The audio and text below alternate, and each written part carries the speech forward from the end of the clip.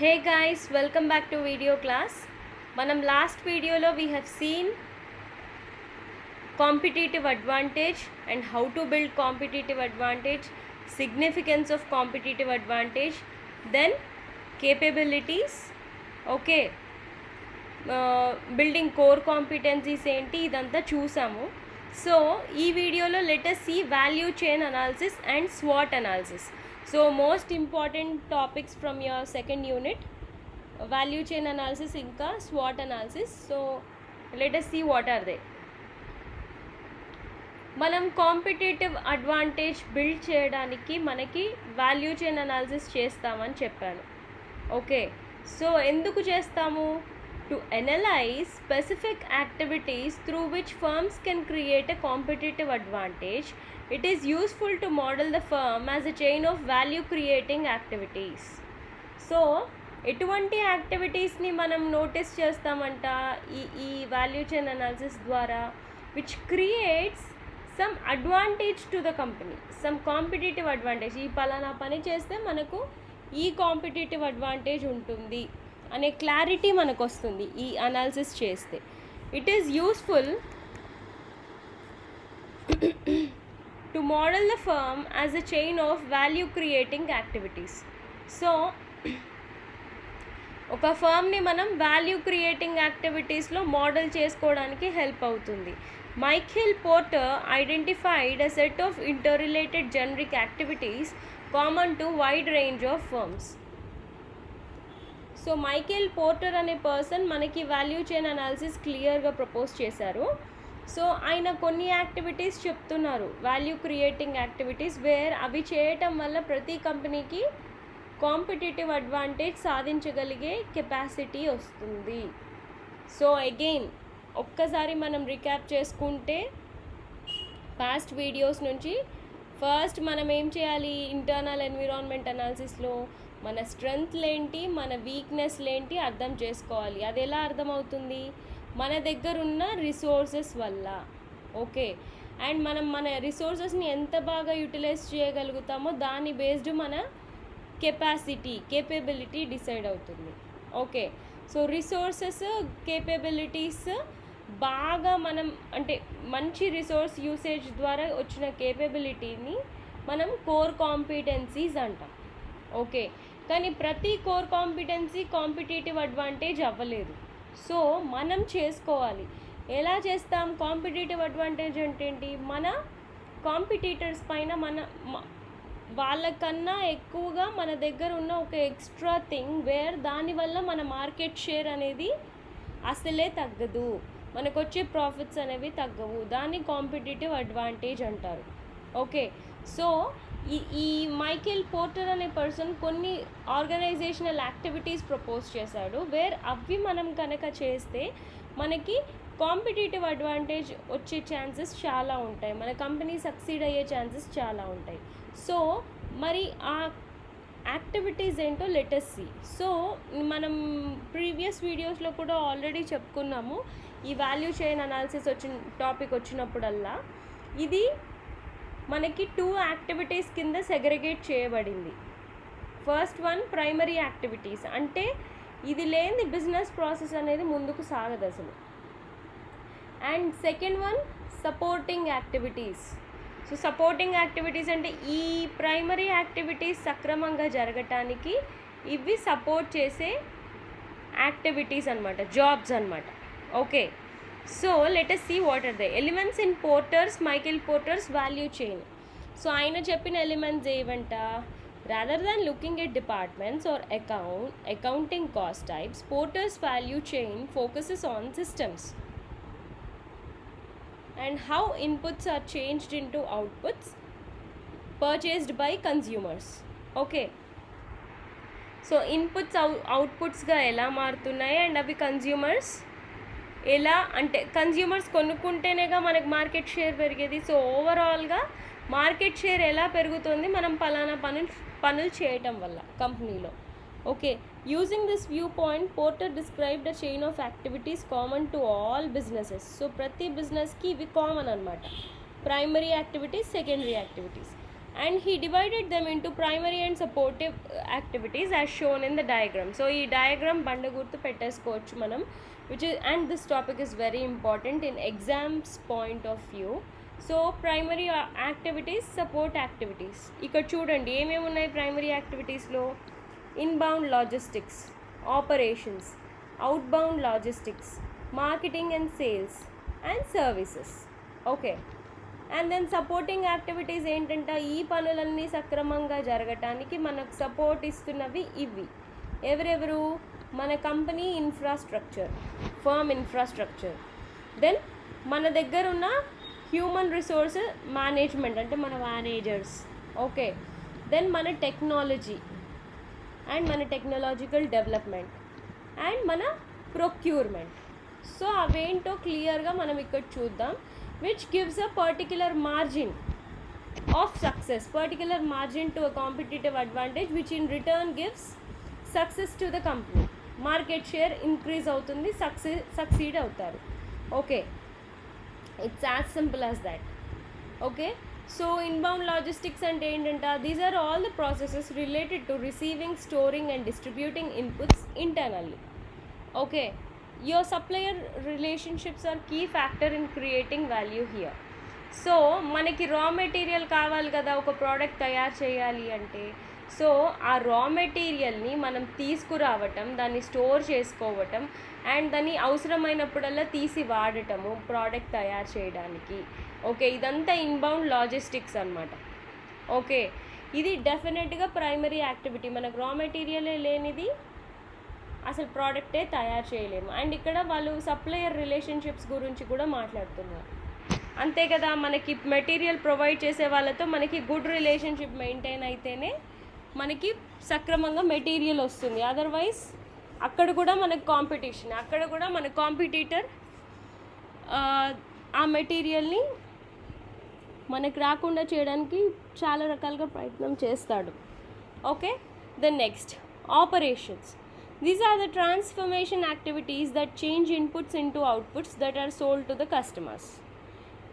Here, your operational systems create value. Of course, ఇక్కడ value అంటే ఏంటి? నీ కంపెనీ తయారు చేసే ప్రోడక్ట్ కానీ, నీ కంపెనీ ఇచ్చే సర్వీస్ కానీ. అందుకే ఇక్కడ ప్రోడక్ట్ సర్వీస్ అనే దానికన్నా మనం కస్టమర్స్ని దృష్టిలో పెట్టుకొని వాళ్ళ నీడ్స్, వాళ్ళ వాంట్స్, వాళ్ళ డిమాండ్స్ సాటిస్ఫై చేయడానికే మనం ఈ ప్రోడక్ట్స్ సర్వీసెస్ చేస్తున్నాం కాబట్టి వాళ్ళకంటూ మనం వాల్యూ ఇస్తున్నాం.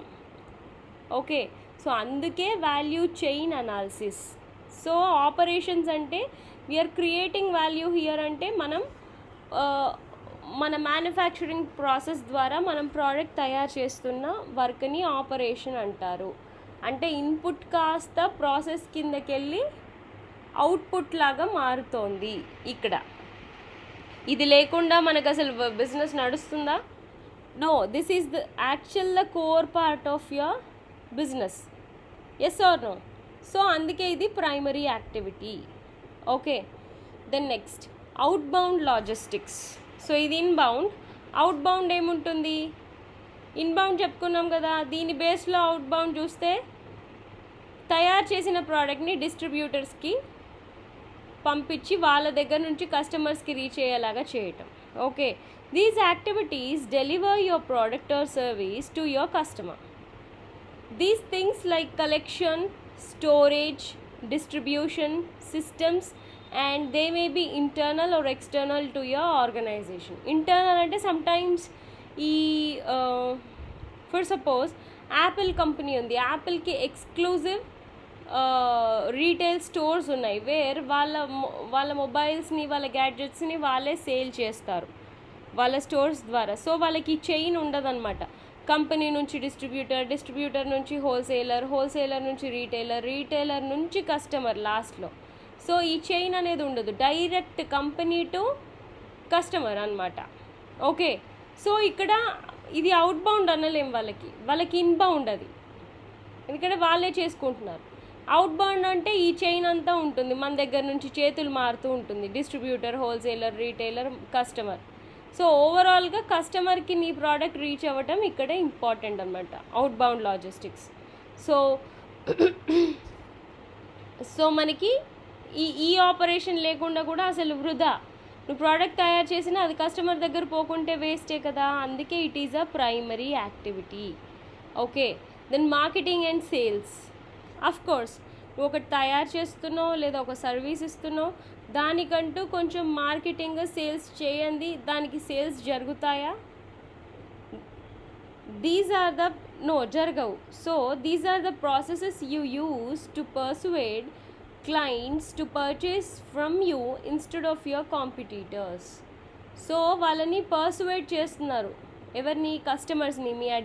మీ అడ్వర్టైజ్మెంట్స్ కానీ, మీరిచ్చే ప్రైస్ రిలేటెడ్ డిస్కౌంట్స్ కానీ, 1+1 ఆఫర్స్ కానీ, ఎక్సెట్రా ఎక్సెట్రా ఎక్సెట్రా. ఓకే, రకరకాలుగా మనం మార్కెటింగ్ చేస్తాం, రకరకాలుగా సేల్స్ చేస్తాం. Okay, these two concepts are very different but they are related.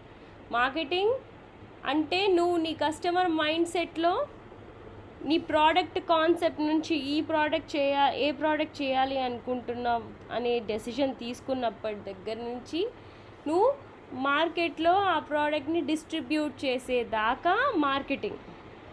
ఆ డిస్ట్రిబ్యూట్ చేసిన ప్రోడక్ట్ కస్టమర్ చేతికి వెళ్ళడాన్ని సేల్స్ అంటారు. ఓకే, సో ఈ రెండు చేయకుండా నువ్వు మార్కెట్లో షాప్స్లో పెట్టినా కూడా సేల్స్ అనేవి జరగవు. సో ఇది కూడా ఇంపార్టెంటే మనకి.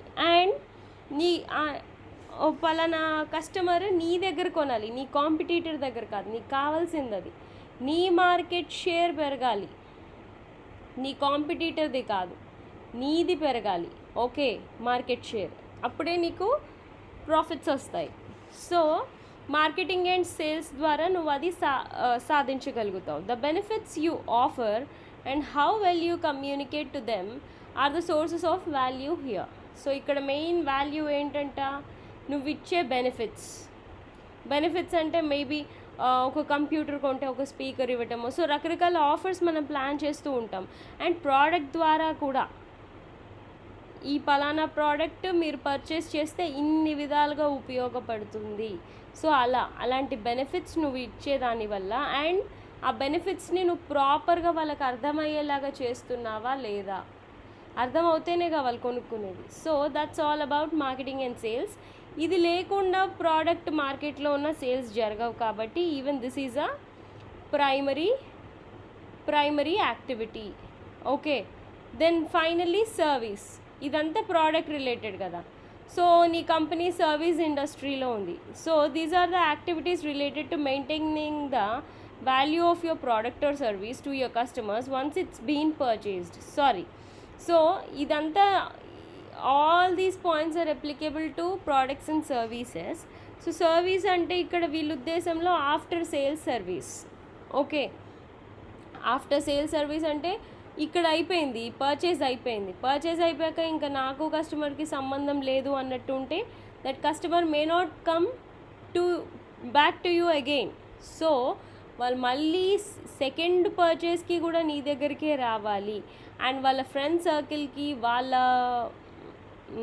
కనెక్షన్స్కి మీ ప్రోడక్ట్ సజెస్ట్ చేయాలి, మీ సర్వీస్ సజెస్ట్ చేయాలి అన్న వాళ్ళతో గుడ్ రిలేషన్ మెయింటైన్ చేయాలి. వాళ్ళకి ఆఫ్టర్ సేల్స్ సర్వీసెస్ మనం ఇవ్వాలి. లైక్ ఫర్ సపోజ్ ఒక కార్ కొంటే first 2 services free of cost ఇవ్వటం. సో అలాంటివి రకరకాల ఆఫర్స్ మనం చూస్తూనే ఉంటాం కదా. ఒక ఫిల్టర్ ఏదైనా కొంటే డెమో అండ్ ఇన్స్టలేషన్ ఫ్రీ, అంటే వాళ్ళే వచ్చి ఎలా వాడాలో చూసి దాన్ని ఇన్స్టాల్ చేసి మనం వాడుకునేలాగా దాన్ని రెడీ చేసి వెళ్తారు. ఓకే, సో అలాంటివి చేయటం వల్ల customer will start developing good impression on your brand, on your company. Okay, so ఇది కూడా మైకేల్ పోర్టర్ ప్రకారం ప్రైమరీ యాక్టివిటీయే. ఓకే, ఇక్కడ దాకా బిజినెస్ బాగా చేసి ఇక్కడ వదిలేశారనుకోండి, ఇది మళ్ళీ ఫస్ట్ నుంచి చేయాల్సి వస్తుంది అదే కస్టమర్కి, సేమ్ కస్టమర్కి.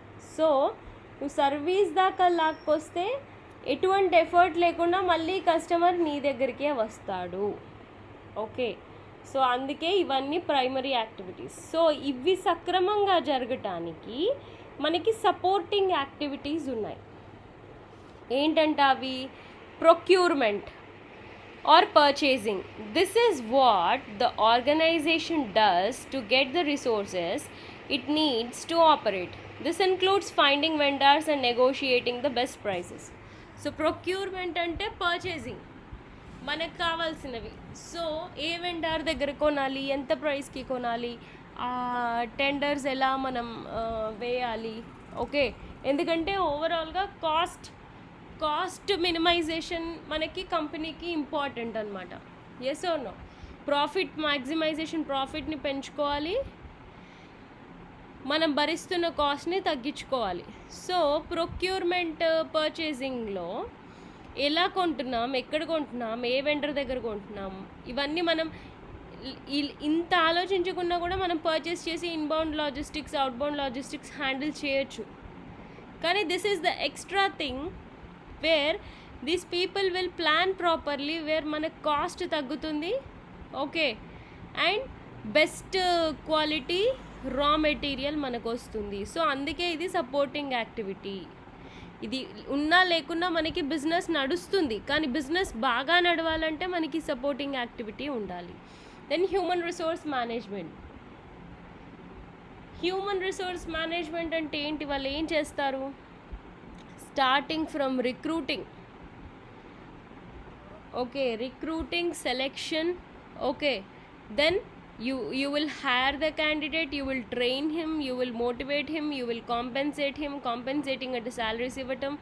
ఓకే, వాళ్ళ పర్ఫార్మెన్స్ ఎవాల్యుయేషన్స్ చేస్తారు. ఓకే, అండ్ వాళ్ళని కంపెనీ వాళ్ళు రిటైన్ ఇట్స్ వర్కర్స్, అంటే వాళ్ళ కంపెనీ వదిలిపెట్టి వెళ్ళిపోకుండా చూసుకుంటారు. సో ఎంప్లాయీ రిలేటెడ్ ఎటువంటి ఇష్యూ కానీ, ఎటువంటి కన్సర్న్ కానీ హ్యూమన్ రిసోర్స్ టీమే టేకప్ చేస్తారు. సో మన బిజినెస్ ప్రాసెస్లో ఎటువంటి క్లమ్జీనెస్ లేకుండా, ఎటువంటి ఇష్యూస్ లేకుండా, మేనేజర్కి ఎంప్లాయీకి మధ్యలో కానీ, ఎంప్లాయీకి మధ్యలో కానీ, ఓకే, మేనేజర్ అండ్ సబార్డినేట్కి మధ్యలో కానీ, సో ఎటువంటి ఇష్యూ లేకుండా హ్యాండిల్ చేస్తేనే మనకి క్లమ్జీనెస్ ఉండదు, కన్ఫ్యూజన్ ఉండదు బిజినెస్లో. సో అందుకే ఇది supporting activity. Okay, these people will make your work easy. So మీరు ఈ వీటి మీదే కాన్సన్ట్రేట్ చేయొచ్చు. మిగిలిన హెడేక్స్ అన్నీ, శాలరీస్, ఆ హెడేక్ అంతా recruitment, selection, training, development, performance appraisals, ఈ హెడేక్ అంతా వీళ్ళు టేకప్ చేసేస్తారు. Okay, so they'll support you to do your business properly. Okay, అందుకే supporting activity. Then next, technological development. Technological development అంటే these activities relate to managing and processing information as well as protecting a company's knowledge base. Okay, so technological development అంటే ఎలా నువ్వు నీ business process take up చేస్తున్నావు. ప్రస్తుతం ఉన్న మెషినరీతో సరిపోతుంది ఈ యాక్టివిటీస్ చేయడం, కానీ still though if you invest in to a particular software or particular machinery and దాన్ని తీసుకొచ్చి మీ కంపెనీలో ఇన్స్టాల్ చేసి కనుక మీరు ఆ బిజినెస్ స్టార్ట్ చేస్తే ఇంకా ప్రాఫిట్స్ మీరు గెయిన్ చేయొచ్చు, ఇంకా బాగా క్వాలిటీతో ప్రొడ్యూస్ చేయొచ్చు ప్రోడక్ట్స్ అనుకోండి. దెన్ ఈ రీసెర్చ్, ఈ అనాలిసిస్ అంతా ఈ డిపార్ట్మెంట్ వాళ్ళు చేస్తారు. చేసి మీకు సజెస్ట్ చేస్తే మీరు ఈ ప్రాసెస్ని బెటర్గా చేయడానికి ఇంక ఇంప్రూవ్మెంట్ జరుగుతుంది అక్కడ. ఓకే, అండ్ ఆల్సో అదొకటే కాదు వీళ్ళ job, they will protect your knowledge base. Knowledge base అంటే it can be anything. For suppose మీ ఎంప్లాయీస్ ఏదైనా కొత్తది ఇన్వెంట్ చేశారు, ఒక సాఫ్ట్వేరో, ప్రోడక్టో, సంథింగ్, మీకు R&D డిపార్ట్మెంట్ ఉంటుంది. సో మీరేదో కొత్తవి కనుక్కుంటూ ఉంటారు. So technological development will protect all your companies knowledge. ఎందుకంటే ఇది మనం ప్రొటెక్ట్ చేసుకోకపోతే మన కంపెనీ నాలెడ్జ్ మన కాంపిటీటర్ దాన్ని ఇమ్మీడియట్గా కాపీ కొట్టాడా అతని ప్రోడక్ట్స్ కూడా వస్తాయి సేమ్ ఇండస్ట్రీలో. వచ్చినప్పుడు మీ మార్కెట్ షేర్ మెల్లిమెల్లిగా తగ్గిపోతుంది. సో మార్కెట్ షేర్ తగ్గకుండా ఉండటానికి టెక్నాలజికల్ డిపార్ట్మెంట్ ఈ విధంగా మనకి సపోర్ట్ ఇస్తున్నారు. దెన్ నెక్స్ట్,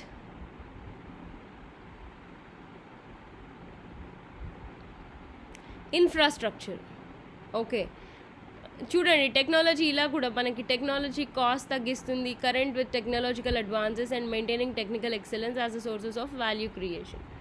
సో మంచి వాల్యూ, మంచి ప్రోడక్ట్ని కస్టమర్కి నువ్వు ఇవ్వాలంటే ప్రస్తుతం కరెంట్ మార్కెట్లో ట్రెండ్లో ఉన్న టెక్నాలజీనే మీరు యూజ్ చేస్తారు. అంత అప్డేటెడ్ క్వాలిటీతోనే మీరు దాన్ని ప్రోడక్ట్ని కానీ సర్వీస్ని కానీ కస్టమర్కి ఇవ్వాలనుకుంటారు. So technology best product, best service ఇవ్వడానికి కూడా హెల్ప్ చేస్తుంది. అండ్ ఫైనల్లీ సపోర్టింగ్ యాక్టివిటీస్లో ఇన్ఫ్రాస్ట్రక్చర్ అంటే ఏంటి?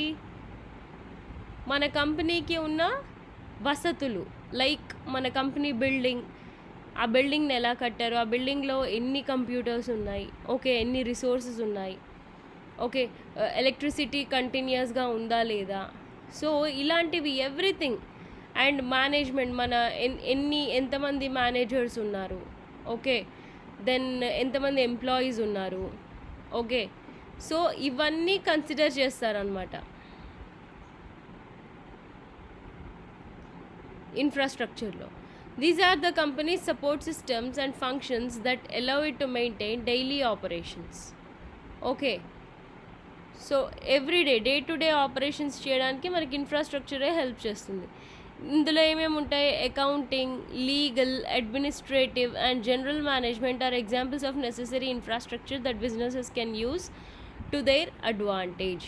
సో అకౌంటింగ్ డిపార్ట్మెంట్ కానీ, లీగల్ డిపార్ట్మెంట్ కానీ, అడ్మినిస్ట్రేటివ్ డిపార్ట్మెంట్ కానీ, సో అడ్మిన్ పీపులే కదా మనకి కంప్లీట్ ఇంటర్నల్గా మన ఆఫీస్ ఏరియా కానీ ఎవ్రీథింగ్, ఫైల్స్ అరేంజ్మెంట్ కానీ, okay.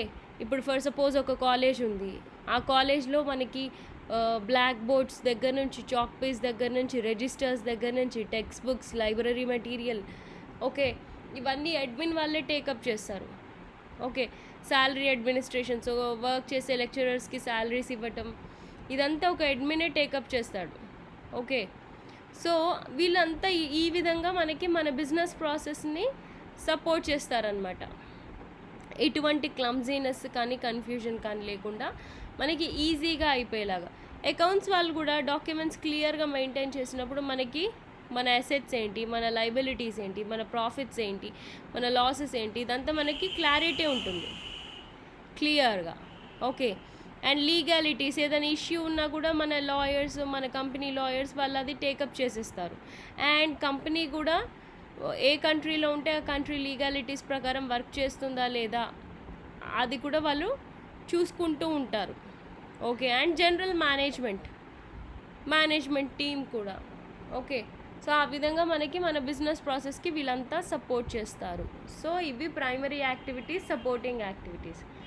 Companies use these primary and supporting activities as building blocks to create a valuable product or service. So ఈ activities help ద్వారా ప్రతి కంపెనీ వాళ్ళ ప్రోడక్ట్ని, సర్వీస్ని తయారు చేసి కస్టమర్కి చేరేలాగా చేస్తుంది.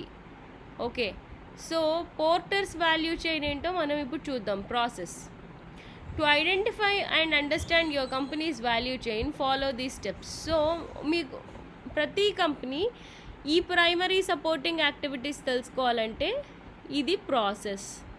సో ఏంటి? Step 1, identify sub activities for each primary activity. So primary activities ఇక్కడ చూసాం కదా మనం ఇంతకుముందు, దాంట్లో ఉండే సబ్ యాక్టివిటీస్ ఏంటో ఫస్ట్ ఐడెంటిఫై చేయాలి. Sub activities for each primary activity, determine which specific sub-activities create value. There are different types of sub-activities: direct activities, indirect activities, quality assurance. So మనకి ఈ ప్రైమరీ యాక్టివిటీస్ ఉన్నాయా? Inbound logistics, operations, outbound logistics, marketing and sales services. So వీటికి మనకి sub activities, వీటి ఒక్కొక్క దాని కింద sub activities ఉన్నాయి. అవి ఏంటంట? డైరెక్ట్ యాక్టివిటీస్ అంటే they create value by themselves. For example, in a book publisher marketing and sales activity, direct sub activities include making sales calls to book stores, advertising and selling online. So direct నీ business ఏదో దానికి నీ primary activity ఒక book తయారు చేసినావు, book అమ్మాలి. So book అమ్మాలంటే నువ్వు ఫస్ట్ ఎవరెవరిని అప్రోచ్ అవుతావు? బుక్ షాప్ వాళ్ళని, బుక్ స్టోర్స్ని. ఓకే, అండ్ ఆ బుక్ రిలేటెడ్ అడ్వర్టైజ్మెంట్ అంటే పేపర్స్లో కానీ అక్కడిక్కడ ఈ పలానా బుక్ ఇక్కడ ఉంది, మా స్టోర్ ఇది, సో ఆ బుక్ ఇలా బాగుంటుంది, ఇన్ని ఫీచర్స్ ఉంటాయి, అదంతా చెప్పటం. అండ్ ఆన్లైన్లో అమ్మటానికి ప్రయత్నం చేయటం. సో నువ్వు ఫస్ట్ టేకప్ చేసే స్టెప్స్ ఇవే ఒక బుక్ అమ్మాలి అంటే. సో ఇవన్నీ direct activities. Then indirect activities ఏముంటాయి?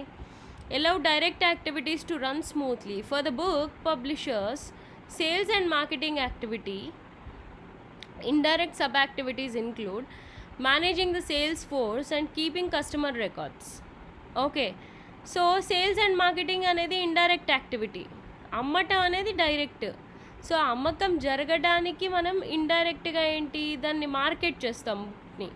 అంటే ఈ బుక్ ఇంత బాగుంటుంది, ఈ బుక్ చదివితే ఇది ఉపయోగాలు, ఓకే, ఈ బుక్ ఇంత తక్కువ ధరకి మా దగ్గర దొరుకుతుంది, ఓకే, సో ఇలాంటివి అన్నీ. అండ్ అదే కాకుండా మన సేల్స్ ఫోర్స్ని మేనేజ్ చేసుకోవటం. అంటే మన దగ్గర ఉన్న సేల్స్ పీపుల్ ఉంటారు కదా, వాళ్ళకి టార్గెట్స్ ఇవ్వటం.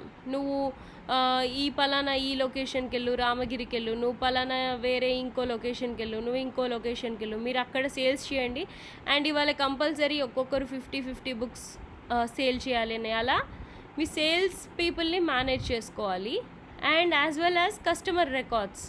సో ఈ ఒక్క సేల్స్ పర్సన్ ఉన్నాడు, అతను 50 మెంబర్స్ని అప్రోచ్ అయినప్పుడు ఆ 50 మెంబర్స్ డీటెయిల్స్ అతను మెయింటైన్ చేయాలి. అక్కడ సేల్ జరగకపోని డీటెయిల్ మెయింటైన్ చేస్తే ఏమవుతుంది, నెక్స్ట్ టైం మళ్ళీ వాళ్ళని కాంటాక్ట్ చేయడానికి ఈజీగా ఉంటుంది, డేటాబేస్ డెవలప్ చేసుకుంటారు. సో ఇవి ఇండైరెక్ట్ యాక్టివిటీస్. మరి క్వాలిటీ అష్యూరెన్స్ అంటే ఏంటి? Activities ensure that direct and indirect activities meet the necessary standards. Okay, for the book publishers sales and marketing activity, this might include proofreading and editing advertisements. Okay, so ఇదంతా నువ్వు చేస్తున్నావు డైరెక్ట్గా ఇండైరెక్ట్గా, కానీ ఇందులో quality అంటూ మెయింటైన్ అవ్వాలి కదా, దానికి మనకి క్వాలిటీ అష్యూరెన్స్ అనమాట. ఇవి సబ్ యాక్టివిటీస్ మనకి ప్రైమరీలో. సో బుక్ అమ్మాలనుకుంటున్నావు, బుక్ని మార్కెట్ చేసావు. సో మార్కెట్ చేయటం ఒకటే కాదు, ఆ బుక్లో ఎటువంటి తప్పులు లేకుండా చూసుకోవటం కూడా నీదే బాధ్యత. సో నువ్వు ఇది అంత మంచి బుక్ అని నువ్వు మార్కెట్ చేస్తున్నప్పుడు అందులో తప్పులు ఉండకూడదు కదా, అందుకు నువ్వు ప్రూఫ్ రీడింగ్ చేయిస్తావు. ఓకే, బుక్ పబ్లిష్ చేసే ముందు. So that's all about step 1. So నీ బిజినెస్ ఏంటి, నీ బిజినెస్లో ప్రైమరీ యాక్టివిటీస్ ఏంటి, దానికి డైరెక్ట్ ఇండైరెక్ట్ క్వాలిటీ అష్యూరెన్స్, ఈ సబ్ యాక్టివిటీస్ ఏంటి, ఫస్ట్ ఇది తెలుసుకుంటాం. Okay, then step 2. ఇదంతా ఎందుకు process? In order to understand మన కంపెనీకి ఉండే ప్రైమరీ అండ్ సపోర్ట్ యాక్టివిటీస్ ఏంటి. మనది పలానా ఈ వాటర్ బాటిల్స్ మ్యానుఫ్యాక్చరింగ్ బిజినెస్ అనుకోండి, దానికి మనం కనుక ప్రైమరీ యాక్టివిటీస్ సపోర్టింగ్ యాక్టివిటీస్ తెలుసుకోవాలనుకుంటే ప్రాసెస్ ఇదన్నమాట. ఓకే, సో నేను ఒక బుక్ అమ్మటానికి చెప్పాను ఎగ్జాంపుల్ ఇక్కడ. సో ఫస్ట్ అయితే నీకు sub activities for each primary activity తెలిసేసుకున్నావు స్టెప్ 1లో. స్టెప్ 2 చూద్దాం. Identify sub activities for each support activities. So ప్రైమరీకే కాదు, సపోర్ట్ యాక్టివిటీస్ లైక్ మన ఫర్మ్ ఇన్ఫ్రాస్ట్రక్చర్ కానీ, మన దగ్గర ఉండే టెక్నాలజీ కానీ, ఓకే, మన దగ్గర ఉండే హ్యూమన్ రిసోర్సెస్ కానీ, వాళ్ళకి కూడా సబ్ యాక్టివిటీస్ ఉంటాయి. అవేంటి మనం చూద్దాం. Procurement support activities determine the sub activities that create value chain within each primary activity. For example, consider how human resource management adds value to inbound logistics, operations, outbound logistics, and so on. Then identify the various value creating sub activities in your company infrastructure. These will generally be cross functional in nature rather than specific to each primary activity. Okay,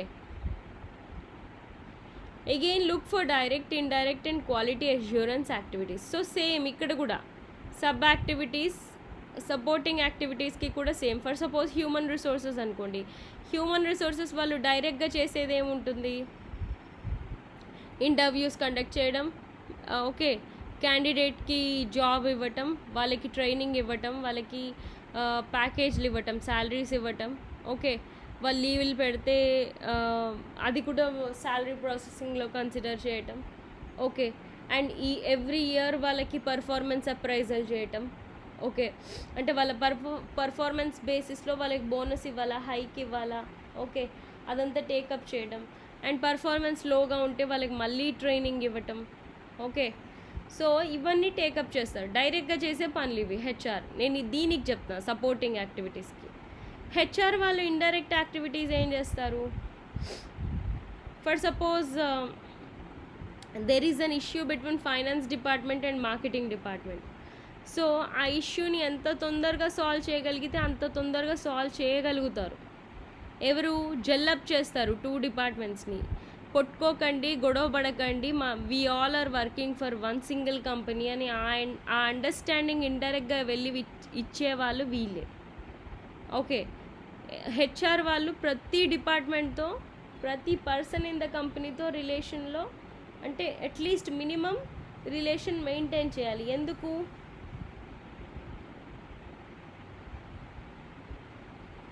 they are the people who will manage people in the company. So వాళ్ళేగా పీపుల్ని manage చేసేవాళ్ళు. So ఇవి వాళ్ళ indirect activities. So quality assurance మరి ఎలా maintain చేస్తుంది HR department? Performance appraisal take up చేస్తున్నారు. ఒక 10 ఎంప్లాయీస్ బాగా పనిచేస్తే వాళ్ళకి ఓన్లీ మానిటరీ కాంపెన్సేషనే కాకుండా వాళ్ళకి రికగ్నిషన్, రివార్డ్స్.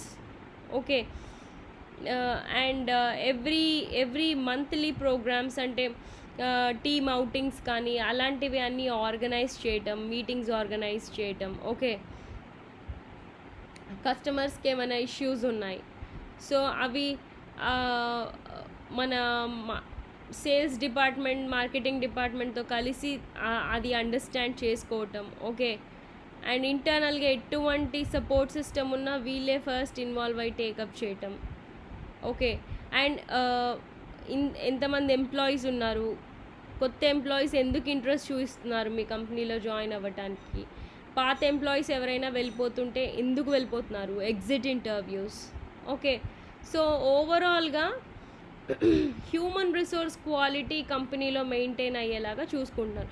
ఒక ఎంప్లాయీ కంపెనీ వదిలేసి వెళ్ళిపోవాలనుకుంటుంటే కూడా వాళ్ళకి ఎగ్జిట్ ఇంటర్వ్యూ కండక్ట్ చేసి ఎందుకు వెళ్ళిపోవాలనుకుంటున్నాం మా కంపెనీ వదిలేసి, ఎందుకు రిజైన్ చేస్తున్నారు, రీజన్ ఏంటి, మీకు డిస్సాటిస్ఫాక్షన్ ఇచ్చిన ఫ్యాక్టర్ని మేము ఏమైనా టేకప్ చేయగలమా for you to stay with us, మీరు మా కంపెనీలోనే వర్క్ చేయడానికి. సో అలాంటివన్నీ మెయింటైన్ చేస్తూ quality in human resources maintain చేస్తుంది హ్యూమన్ రిసోర్సెస్ డిపార్ట్మెంట్. సో ఈ మూడిటికి నేను ఎగ్జాంపుల్ ఫర్ సపోర్ట్ యాక్టివిటీస్కి చెప్తున్నా. అలాగే it will be for technology. Okay, అలాగే it will be for procurement, అలాగే it will be for infrastructure.